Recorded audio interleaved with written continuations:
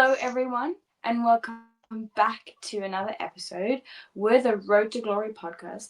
I'm Juliet. And I'm Cecilia. And today we are gonna be discussing and talking about making a little debrief of the F2 preseason testing that was held this week. When you're listening, it's probably the last week, but yeah. So basically, it's the same with F3 testing that we did our last episode on. It isn't broadcasted, so it's really difficult to figure out what on earth has happened, basically. Honestly, you can just see numbers. If you haven't Mm, watched it before, you can just see numbers going around like the track image, and it's really frustrating when you see like one of your favorite drivers have stopped on the track. You don't yeah. know why. Suddenly there's a red flag. There's no information besides like track times that they've done. And you're just there like, oh my god, are they Yeah. okay? We What has literally had a happened? moment, yeah, where we were texting each other, oh my God, this person has stopped. That's a red flag. What is going on? And then their teammates stopped and we were like, what? Yeah, What's happening? exactly. What is happening with this team? Yeah, so in the moment, you're completely in the dark, just like with sector times, seeing the big capital letter stop and a red flag. And then later, we can figure out through reading articles what has happened, and then we will give you Oh, all it was, this information now. yeah. And you're like, oh, okay, it was like nothing really serious. They just went into the gravel and got beached and it was okay. Yeah, But exactly. at the time, you have no information to go off of. So you're thinking like Mm. the worst.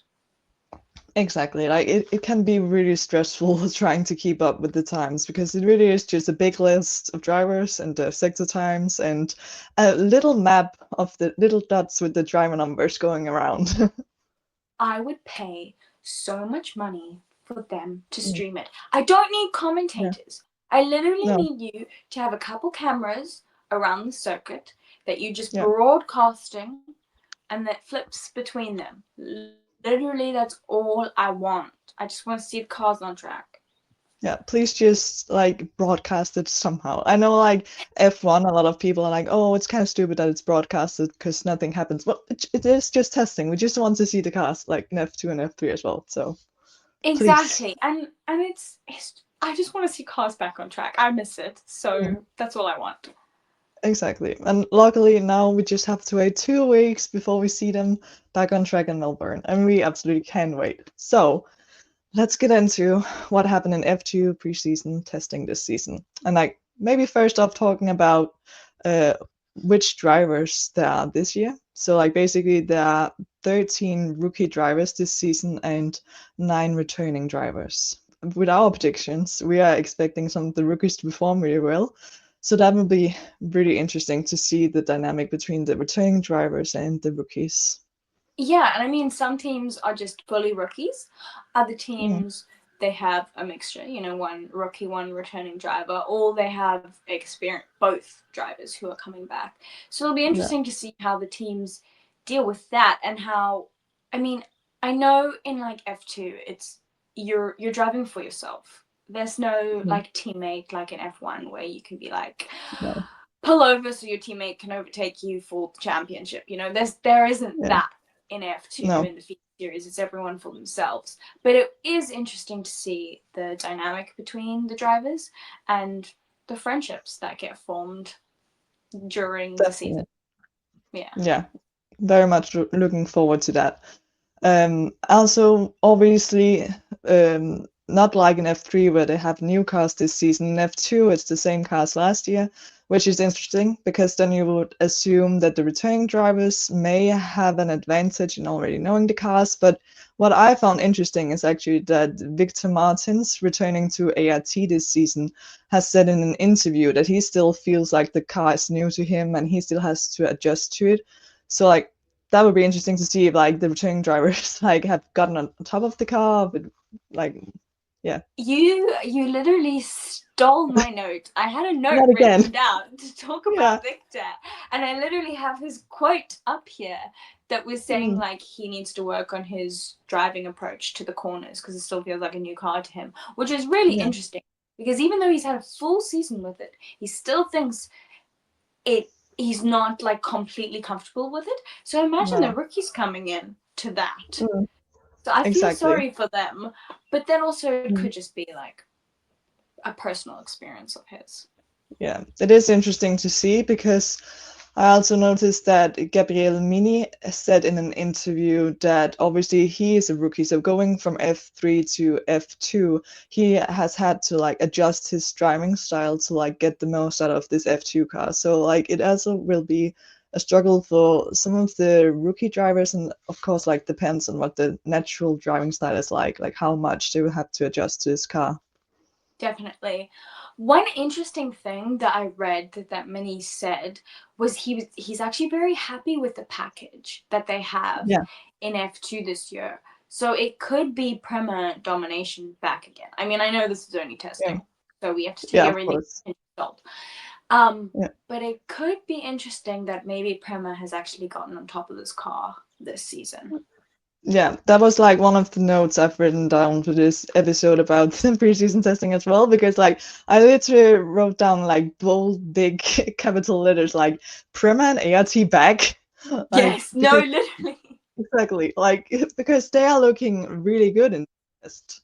I think sometimes we share the same brain cell, honestly. We do, honestly, there must be something. Like this is too weird to like This is, what is going and on? we have the same opinions, and Mm, just like we are so similar in such true. weird ways. It's so Yeah. funny. I swear we will disagree at some point, but We like will. apparently like we are thinking the same things at the moment. At the Like moment, yeah, it's good. exactly. So obviously Prema and ART were struggling last season, so like battling in the middle field where they like the year prior were battling for the team's championship. So it will be interesting to see if they are gonna be back, which like Mini obviously showed great pace, setting the fastest time of the whole test on the second day. Yeah, I definitely think, especially with Mini, Mm, almost winning F3, I yeah, think he has very good chance to do well in F2 yeah, this year, as long as Prema gets control of the mm, car, which they seem to have. So I think Mini is yeah, somebody to watch in Australia. Let's see yeah. what he does in qualifying and what Mm. race pace they have. I was definitely feeling way happier seeing testing results from this test compared to F3 with my own predictions, because obviously I predicted Mini winning the championship, so like things are looking good right now. Exactly. I don't think Luke had the perfect, because obviously Luke was my prediction to win the championship. Don't think he had the perfect testing, but he was kind of up there. So, Yeah, he I'm was. going to be delusional and say, he was holding back. He didn't want to Mm, show his true so, potential, and we will see yeah, him do even better in yeah. Australia. That would be interesting to see because that was a thing I was thinking about as well, looking at results from the test was that Luke's team high tech, like they weren't showing that much, honestly. And like it can just be a thing about what they are running, when, how much fuel, which tires, stuff like that. But yeah, maybe they will show more pace, hopefully, when we come to Yeah. Australia. Definitely. I definitely think he cursed Barcelona as well because there was Mm. fog on Yeah, the first day exactly. and a red flag because of it. Yeah, literally, those who don't know, I cursed Barcelona during the F3 testing, saying like so much better weather than Bahrain, which to be fair, there was rain in Bahrain too. So like I was onto something. You were. But yeah, but I did curse Barcelona saying it would be great weather, and then like literally on day one we had 45-minute delay because of fog on the track. And then on day 3, it was raining as well, which they knew at Yeah, the beginning of the test. They were like, there's predicted rain for day yeah, 3, which is, it's not the worst because you can get to grips with the car in the rain, which is an important thing to yeah, understand about the car, especially for the rookies who've never driven this car in the rain. But then it yeah. also messes up their run plan and they can't get everything done that they needed to do in the dry, so they have to prioritize some stuff. But this is all your fault. You Yeah, it actually completely is. cut I it take off. it upon myself. It was my fault. But like I did give the drivers an opportunity to test the wet tires, so that's something. Exactly. Yeah, and as far as I understand, it did rain overnight before day 3, so I don't think it actually did rain during the day, so like it did dry up Yeah, at least. So that's something. exactly. It was just the And morning session that they had to have wet tires on for. yeah, exactly. And obviously, it being testing, there are a limited amount of tires that the teams are allowed. So it did seem like day 2 was really the day that people were like using up their tires, basically. So we didn't see that representative times maybe in day 3 anyway, No, also reflected yeah. by an unexpected person to like Sami Mekatunov setting the fastest time during day 3. Like, hello, sir, where did you come from? I know, and like that was crazy. And I Mm. saw, I mean, okay, let me go back on my thought here. Yeah, In F3 and F2, there's a lot of red flags. But like if yeah, you have only ever watched testing for F1, you'd think red flags are for buses on track yeah, or exploded apparently. glass. But in Yeah, F3 and F2, a lot of the time it's the drivers getting beached in the gravel. yeah, there were a So lot of red flags.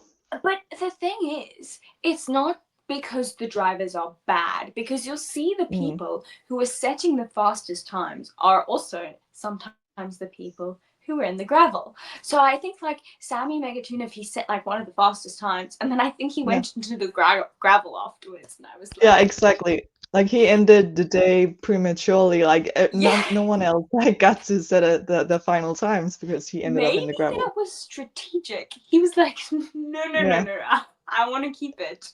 I'm gonna go I in the need gravel. my time Yeah. in this prime light, basically. He Yeah, wanted to be in the middle of our graphic that we post on Instagram exactly. after I'm like, testing. He was like, I I get it. want the Road to Glory podcast to recognize me. Yeah, be right in center, and he was. He So was. that's great. Yeah. So yeah, backtracking. If we should talk about like who did set fast times, going back to day 1, it was Arvid Lindblad with the quickest time of the day, which is like really nice. We were like, oh, what is campus cooking here? Like they are picking up where they left off from last season.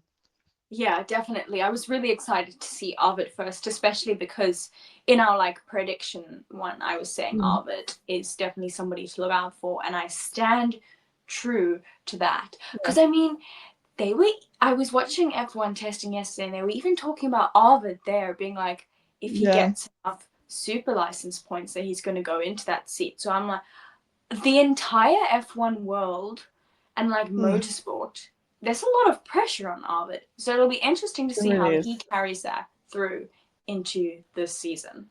After he won the Formula Regional Oceania Championship, Frog, I Yeah. do believe he has enough super license points to actually drive an F1. He's obviously not 18 yet, but he does turn 18 later in the year. And yeah, it could be interesting if we could like actually see him in F1 soon, because I know with F1 testing, the commentators get kind of delusional, but it was mentioned that Max Verstappen is pretty close to a race ban. So like if that were to happen, I'm not saying he would get the Red Bull seat, but like if they need to take one of the Racing Bulls drivers up to Red Bull seat, like they need a driver for Racing Bulls. So like he could be a good candidate for that for sure if that were to happen, which is obviously not very likely, but like it is a No. possibility. Exactly. And I mean, we saw Ollie come up, and he was racing in F2 and he went into the Ferrari. But I'm trying to think who is RB's reserve? Is it Iwasa? If that's how you say his name? Yeah, actually, I'm not sure because I haven't heard what Iwasa is doing at all. I don't know if it's just not me actively trying to figure it out, but I assume it would be him. Because I But know obviously, he that's did not a guarantee the that it's going to be him they put in. yeah, it's definitely not because like last year Ferrari had how many reserve drivers, and I mean they chose Yeah, Ollie because he was obviously there exactly. on the weekend because he was in F2. So if something Mm. like that happens, there is a likely chance that they could put Arvid into the car, especially with all the Yeah, big talk that they have around him. If they want yeah, him to have experience in the car before potentially bringing him in at a later state, it could be the perfect opportunity. yeah. It would be really interesting to see for sure. Um, And also talking about his team campus, obviously we said like during day 1, they are cooking because Pepe Marti was like thereabouts as well when they set the times, which is really nice to see. But then on Yes. day 2, like we were stressing like about the car being stopped, red flag thing, because apparently Yes. I'm not sure if campers were like really pushing or if they had chosen a bad setup because they both ended up in the gravel like in pretty short succession. Yes, because I think it was like I think Arvid went into the gravel first, and Mm, then there was a red flag for that, and then I don't know. I think maybe it got green again, and then Pepe went in like pretty much yeah, straight afterwards, and I was like yeah, so confused. What are you, yeah, Campos? What are you doing? Like you exactly. showed so much potential before this. Like let's Yeah, go back to that. Let's stop going down exactly. this route that is getting you in the gravel quite a lot. Let's go Yeah, back. exactly. So like it would be interesting to see if they can stay out of trouble and like stay out of the gravel when we come to tracks where that's a possibility. Of course they can, but like it is F2 and like just in general moving on to day 2. Obviously it was the day where the quickest times were set, which was by Gabriel Mini, but it was also like tricky for the drivers to actually get the final lap in because it was just red flag after red flag. Like not only the two campus drivers, but I also believe it was Crawford and Fornaroli that I don't know if they both got into gravel, but at least like they created red flags as well. Oh my So yeah. gosh. I mean, honestly, I would actually like to see a statistic on Mm. which drivers went to the gravel slash calls red flag because I think it might have been every single driver had a It moment and were caused a red a flag. lot of people. Like, but Yeah. at least it was just the gravel for most of them. The only like bigger incident I read about was that Christian Mansell actually did hit a wall, but like was okay, which is the Yeah. important I thing. know I read that as well. And I was like Mm, stressed because I love Christian yeah, Mansell as well. So I was like, really, same. oh, he was okay. He was okay. Yeah, everything is good, everything is fine. Yeah. So yeah. That will be interesting also, like obviously seeing Rodin how they will do in F2, because I didn't see a whole lot from Christian, but I do know Alex Dunn did end up in the top 3 on one of the days, so they do have Yeah. pace. Christian was around the top 10 quite Yeah, a lot.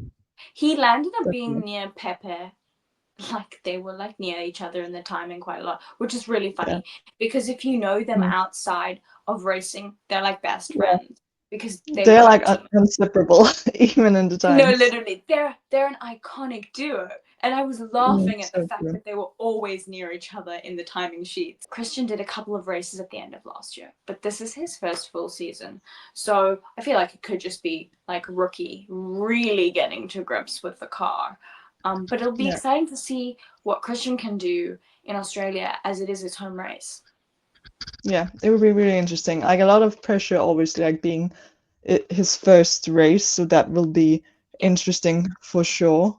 yeah, But yeah, obviously with Rodin, we have talked about like what kind of drivers they pick, and like they are one of the teams where they're both rookies, right? Because Don, it is his first season as well. Because I'm confused about who they count as rookies, because I do know that obviously a lot of the F3 drivers did move up to F2 during the end of the season, and Oliver Goethe was one of them, and he isn't considered a rookie in like the timesheets anymore, even though this is his first full season in F2 as far as I'm. so then it's Yeah, like, are they a rookie or are they not? But I don't. sure. I'd say if they haven't competed in a full year, then they're still like because Yeah. this is like as you say, Mm, Christian Mansell. This is his rookie year. You know, this is yeah, his first I year would with a agree. full seat. That's Yeah. just my opinion on it. Yeah, exactly. Even though he like did obviously step up into F2 at the end of last season, I would consider him a rookie as well. So yeah, but just confusion is day 2 with Rodin. I know there was something about the times being deleted by multiple Oh, drivers because they breached some sporting code, which I was just confused by. me too. But I guess Mm, luckily it's testing, so it literally doesn't true. make a It doesn't mean difference. anything.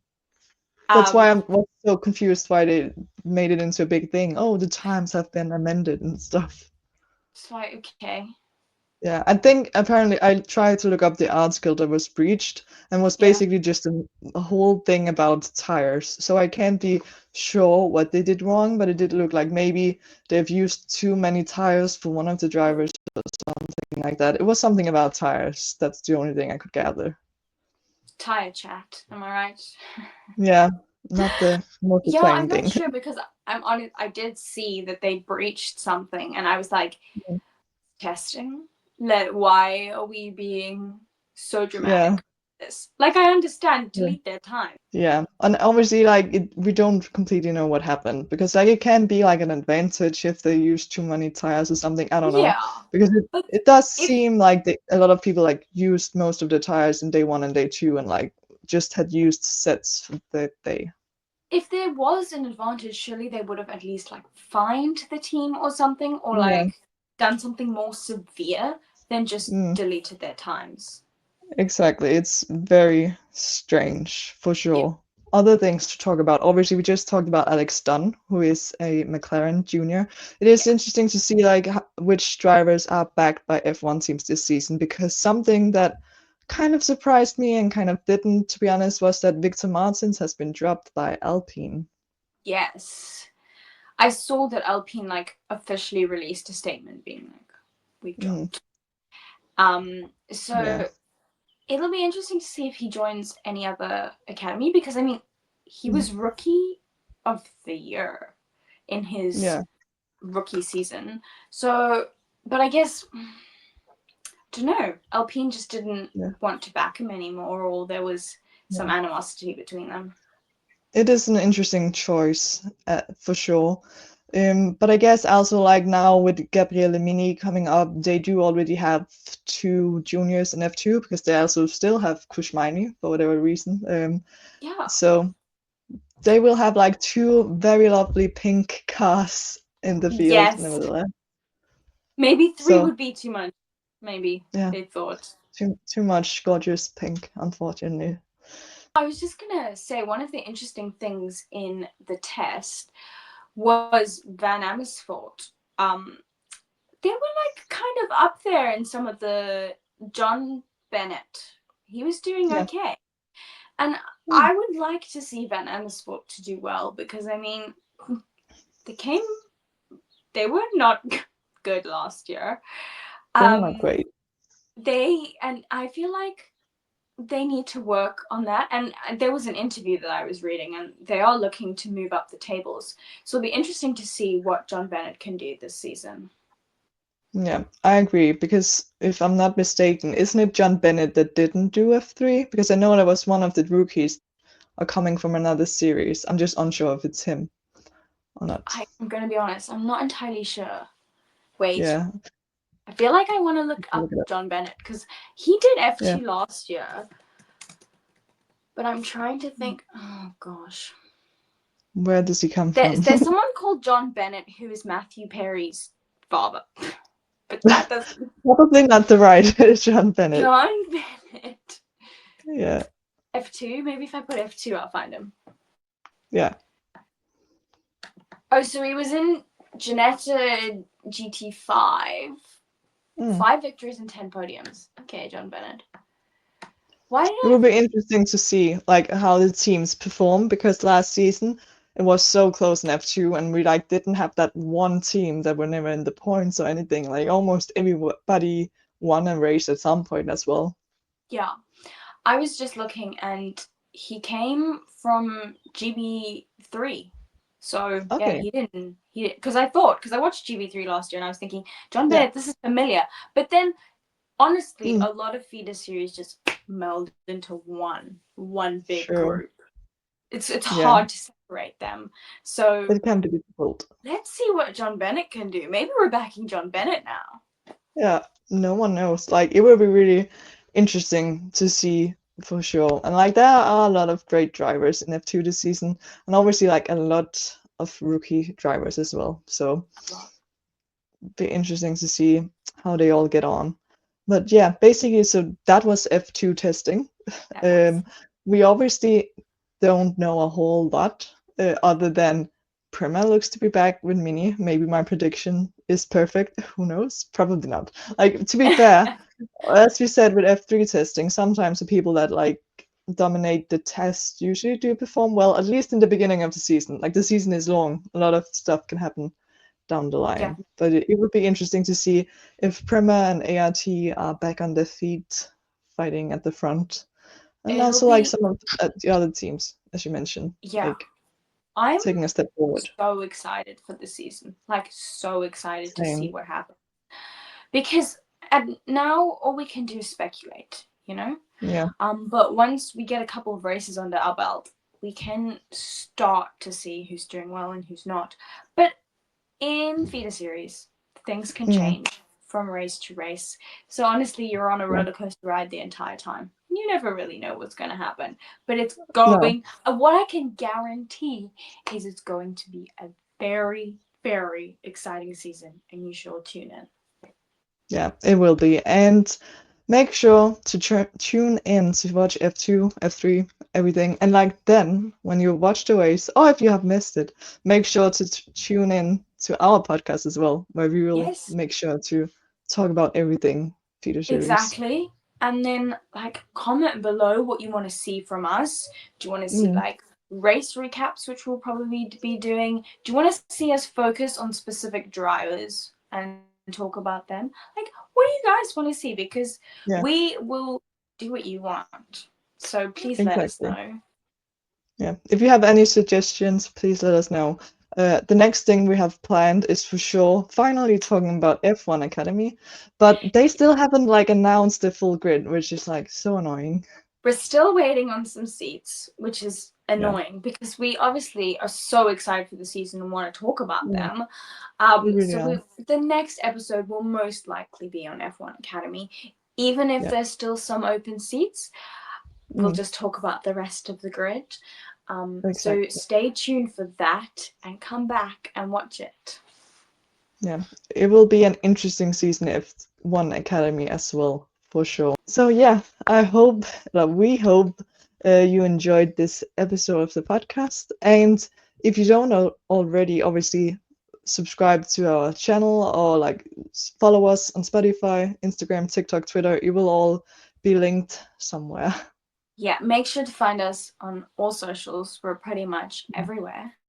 We really Yeah. hope you enjoyed this episode, and we'll see you next time. Yeah. Bye. Bye.